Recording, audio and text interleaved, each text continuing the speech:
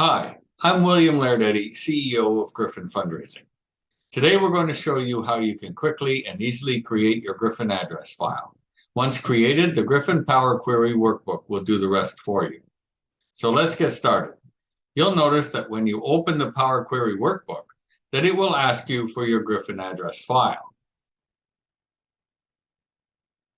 The only step you need to take to create it is to export a CSV file from your fundraising database. You simply tell your fundraising database to export a CSV file with donor ID numbers and any other information you want to have in that file. It's important that you name the file GryphonAddressFile.csv. In this example, you can see a sample Gryphon address file with donor ID numbers, names, and contact information. This is the information that the Power Query Workbook will merge with the data from your Gryphon report. In this example, we have put only names and contact information, but you can add any information about your donors that you would like to have. You can change or add information at any time in the future, so don't be afraid to experiment with it. I will show you how easily this can be done in a minute. The only thing to keep in mind is that the donor ID number must always be in the first field.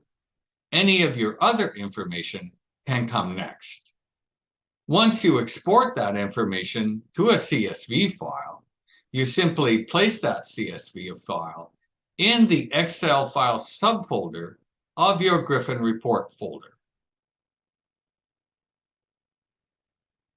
After that, the Excel Power Query Workbook will do the rest for you. Let me demonstrate.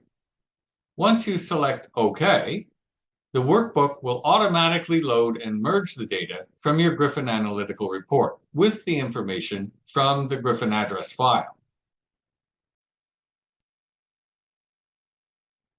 You will then be able to use that information to target any group of donors for your campaigns. Be sure to watch our video on how to target donors and use this important workbook by going to our website at GryphonFundraising.com. Now, suppose that in the future you want to change the information in your Gryphon address file and remerge it with the data from your report. No problem.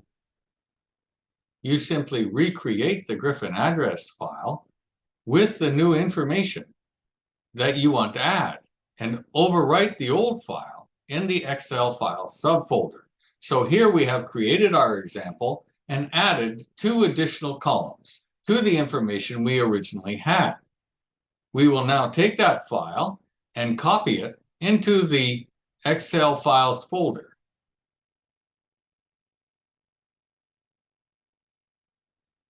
Now you simply go back to your Power Query Workbook, you go to the Data tab, and you select Refresh All. Now when you look at the information in the workbook, it will contain the new data that you have added. You can see here that it has added the additional fields in the information in your workbook. If you encounter any errors when loading your Gryphon address file for the first time, then you will need to check the following things. First, you'll need to check to see that you have permissions on your computer to run macro-enabled Excel workbooks. The way to do this is to go to the File menu and to select Options. Then you'll need to select the Trust Center and the Trust Center settings.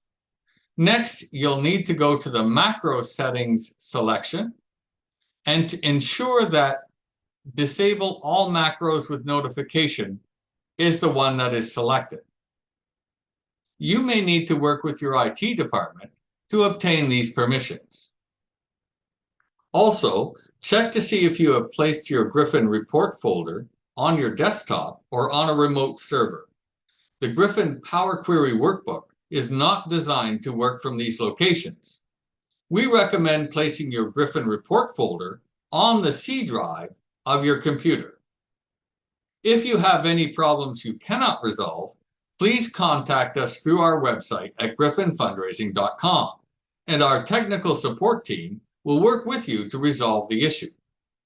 We know that our Power Query Workbook will make your fundraising faster and easier.